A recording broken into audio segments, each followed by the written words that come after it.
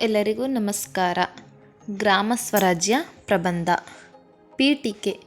ಗ್ರಾಮ ಸ್ವರಾಜ್ಯ ಎಂದರೆ ಗ್ರಾಮಗಳೇ ಸ್ವಯಂ ಆಡಳಿತ ಕೇಂದ್ರಗಳಾಗಿ ಕಾರ್ಯನಿರ್ವಹಿಸಿ ತಮ್ಮ ಗ್ರಾಮದ ಅಭಿವೃದ್ಧಿಗೆ ಬೇಕಾದ ಕಾರ್ಯವನ್ನು ಸ್ವತಃ ಗ್ರಾಮಸ್ಥರೇ ನಿರ್ಧಾರ ಕೈಗೊಳ್ಳುವ ಒಂದು ಸ್ಥಳೀಯ ಆಡಳಿತ ಸಂಸ್ಥೆ. ಗ್ರಾಮಗಳ ಅಭಿವೃದ್ಧಿಯೇ ಭಾರತದ ಅಭಿವೃದ್ಧಿ ಎಂಬುದು ಗಾಂಧೀಜಿಯವರ ನಂಬಿಕೆಯಾಗಿತ್ತು.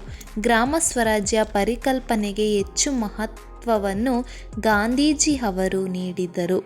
ಅವರು ಅಧಿಕಾರ ವಿಕೇಂದ್ರೀಕರಣದ ಕಡೆಗೆ ಹೆಚ್ಚು ಗಮನ ಹರಿಸಿದರು. ವಿಷಯ ನಿರೂಪಣೆ. ಗ್ರಾಮ ಸ್ವರಾಜ್ಯದ ಕಲ್ಪನೆ ಋಗ್ವೇದದಲ್ಲಿಯೇ ಕಂಡುಬರುತ್ತದೆ. ರಾಮಾಯಣ ಮತ್ತು ಮಹಾಭಾರತಗಳ ಕಾಲದಲ್ಲಿಯೂ ಈ ಪರಿಕಲ್ಪನೆಯನ್ನು ಕಾಣಬಹುದಾಗಿದೆ. ಭಾರತವನ್ನು ಆಳಿದ ಎಲ್ಲ ರಾಜ ಮಹಾರಾಜರ ಕಾಲದಿಂದಲೂ ಗ್ರಾಮಗಳ ಸ್ವಯಂ ಆಡಳಿತಕ್ಕೆ ಗ್ರಾಮ ಸಭಾಗಳನ್ನು ರಚಿಸಿ ಸ್ಥಳೀಯವಾದ ಆಡಳಿತಕ್ಕೆ ಹೆಚ್ಚು ಅವಕಾಶಗಳನ್ನು ನೀಡಲಾಗುತ್ತಿತ್ತು. ಆದರೆ ಭಾರತದಲ್ಲಿ ಬ್ರಿಟಿಷರ ಆಳ್ವಿಕೆ ಪ್ರಾರಂಭವಾದ ನಂತರ ಕೇಂದ್ರೀಕೃತ ಆಡಳಿತ ವ್ಯವಸ್ಥೆಗೆ ಹೆಚ್ಚು ಮಹತ್ವವು ದೊರೆಯಿತು. ಕೇಂದ್ರೀಕೃತ ಅಧಿಕಾರಕ್ಕಿಂತ ವಿಕೇಂದ್ರೀಕೃತ ಅಧಿಕಾರ ಇರುವುದು ಅಭಿವೃದ್ಧಿ ಕಾರ್ಯಗಳಿಗೆ ವೇಗ ದೊರೆಯಲು ಸಹಾಯಕವಾಗುತ್ತದೆ. ಭಾರತವು ಹಲವಾರು ಗ್ರಾಮಗಳಿಂದ ಕೂಡಿದ ದೇಶ. ಬಹುಪಾಲು ಜನರು ಗ್ರಾಮವಾಸಿಗಳೇ ಆಗಿದ್ದಾರೆ. ಪ್ರತಿಯೊಂದು ಗ್ರಾಮವು ಸ್ವಾವಲಂಬನೆ ಹೊಂದುವುದು, ಗ್ರಾಮಸ್ಥರು ತಮ್ಮನ್ನೇ ತಾವೇ ಆಳಿಕೊಳ್ಳುವುದು. ನಮ್ಮ ಗ್ರಾಮ, ನಮ್ಮ ಮುಖಂಡರು, ನಮ್ಮ ಕೆಲಸ, ನಮ್ಮ ಸೇವೆ ಹೀಗೆ ರೂಪುಗೊಳ್ಳುವುದೇ ಗ್ರಾಮ ಸ್ವರಾಜ್ಯ. ಇಂದು ಗ್ರಾಮ ಸ್ವರಾಜ್ಯದ ಅಗತ್ಯತೆ ಹಾಗೂ ಅನಿವಾರ್ಯತೆ ಹಿಂದೆಂದಿಗಿಂತಲೂ ಹೆಚ್ಚಾಗಿದೆ.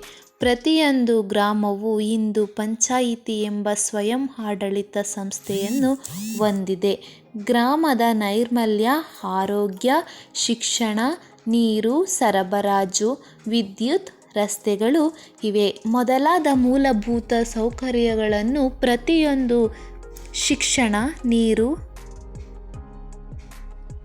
ಸರಬರಾಜು, ವಿದ್ಯುತ್, ರಸ್ತೆಗಳು ಇವೆ ಮೊದಲಾದ ಮೂಲಭೂತ ಸೌಕರ್ಯಗಳು ಪ್ರತಿಯೊಂದು ಸಮರ್ಪಕವಾಗಿ ಪಡೆದುಕೊಳ್ಳುವಂತೆ ಮಾಡಿದಾಗ ಮಾತ್ರ ಗಾಂಧೀಜಿಯವರ ಗ್ರಾಮ ಸ್ವರಾಜ್ಯದ ಕನಸು ನನಸಾಗುತ್ತದೆ.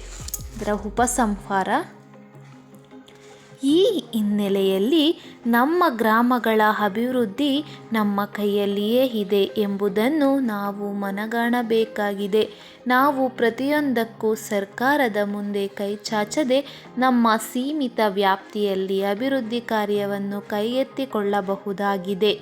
ಇಡೀ ಗ್ರಾಮವನ್ನೇ ಒಂದು ಕುಟುಂಬ ಎಂದು ಭಾವಿಸಿ ಪರಸ್ಪರ ಸಹಕಾರದಿಂದ ಸ್ವರಾಜ್ಯವನ್ನು ಸಾಕಾರಗೊಳಿಸಬಹುದಾಗಿದೆ ಎಂಬುದು ನನ್ನ ಅಭಿಪ್ರಾಯವಾಗಿದೆ. ಇಷ್ಟು ಗ್ರಾಮ ಸ್ವರಾಜ್ಯದ ಪ್ರಬಂಧ. ಮುಂದಿನ ಒಂದು ವಿಡಿಯೋದಲ್ಲಿ ತ್ಯಾಜ್ಯ ವಸ್ತು ನಿರ್ವಹಣೆ